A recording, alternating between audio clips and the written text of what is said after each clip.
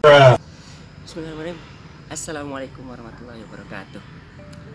Ehm, ini udah pertemuan keberapa ya? Berarti udah lama banget ya kita udah tidak bertemu lagi di channel YouTube saya. Tapi tidak apa-apa, karena kali ini saya pengen ngebahas sesuatu yang mungkin kalian yang menonton ini belum pada tahu. Walaupun kayaknya kebanyakan sudah pada tahu sih, karena saya yakin informasi ini sudah tersebar sangat-sangat luas. Jadi kita tahu kalau misalkan kondisi saat ini sedang terjadi corona atau COVID-19. Kondisi seperti ini memang sangat susah ya. Jadi yang harusnya kita bisa bebas jadinya tidak bebas. Terus yang harusnya kita bisa berkeliaran jadi tidak bisa berkeliaran. Yang harusnya modus sana sini jadi modus. Tapi tenang, sebenarnya banyak solusi, banyak penanganan yang sudah dilaksanakan oleh banyak pihak. Nah, salah satunya ini dari pihak kesehatan. Kita disuruh berjemur, ya seperti saya sedang berjemur dan lumayan sekarang sudah berkeringat. Panas juga ya sekarang.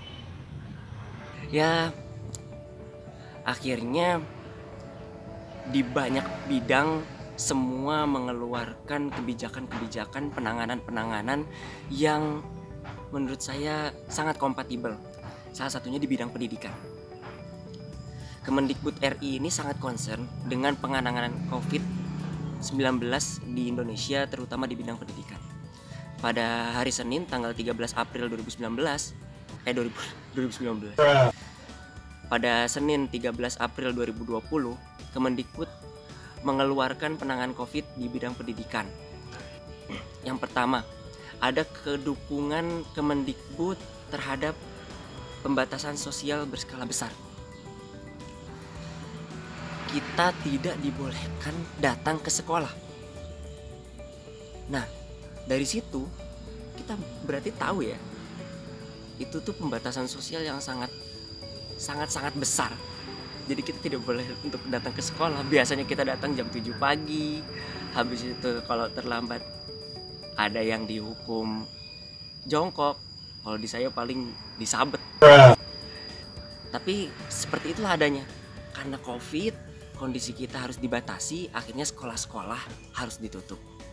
Loh, terus bagaimana?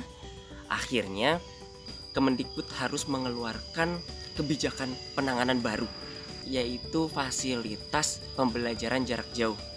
Nah, fasilitas pembelajaran jarak jauh ini ternyata sangat optimal. Kita diberikan kuota secara cuma-cuma, yang biasanya kita harus nyari kuota, harus tethering sana sini. Akhirnya kita bisa dapat kuota belajar dari kementerian. Itu berapa aja? Nah, ini dibatasi, disesuaikan dengan kondisi kebutuhan penggunanya. Lalu ada juga pelaksanaan lomba tingkat nasional terkait COVID-19. Nah, penanganan lomba ini sudah banyak dikeluarkan oleh banyak pihak. Dan lomba-lombanya macam-macam. Ada LKTIN, ada karya tulis ilmiah, ada esai, ada desain poster, ada pembuatan vlog, ada penulisan opini, dan lain sebagainya. Ini sudah sangat banyak. Jadi kalau misalkan kalian masih butuh cuan-cuan yang berkeliaran, nah disitulah kalian bisa mendapatkannya. Tapi ingat, mendapatkannya juga harus dengan potensi kalian, sesuai dengan kemampuan kalian. Maksimalkan kegiatan, dengan itu kalian bisa mendapatkannya. Selanjutnya, kesediaan listrik dan akses internet pada satuan pendidikan. Nah, kesediaan listrik ini kita sering lihat di jalanan-jalanan. Kalau misalkan kalian sering melihat atau sering memperhatikan, itu banyak sekali siaga COVID dari PLN, mobil-mobil siaga COVID. Itu tujuannya untuk apa? Untuk mensediakan kebutuhan listrik untuk masyarakat Indonesia. Itu sangat luar biasa. Jadi kita bisa mendapatkan listrik banyak sekali. Nah, dan yang terakhir, mungkin ini nggak terakhir sih, karena masih banyak penanganan COVID di bidang pendidikan. Tapi yang ini yang hanya saya tahu, penanganan di bidang kebudayaan. Nah, kita sering banget ngelihat iklan-iklan ya. Kita sering lihat iklan-iklan bahwa terdapat iklan TikTok bagaimana kita harus membudayakan Indonesia.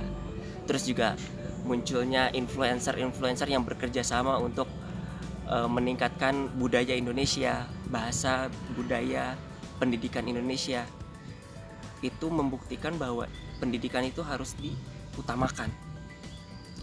Jadi penanganan di bidang kebudayaan ini sangat perlu agar kita tidak lupa dengan budaya kita sendiri. Oleh karena itu, kenapa sih pendidikan sangat diutamakan? Bahkan dengan kondisi saat COVID seperti ini, kita harus sangat mengutamakan pendidikan. Itu kenapa?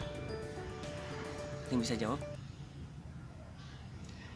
Iya, karena hanya pendidikan yang bisa menyelamatkan masa depan. Karena tanpa pendidikan Indonesia tak mungkin bertahan. Itu kata Mbak Nana. Oleh karena itu, mari kita jayakan pendidikan Indonesia.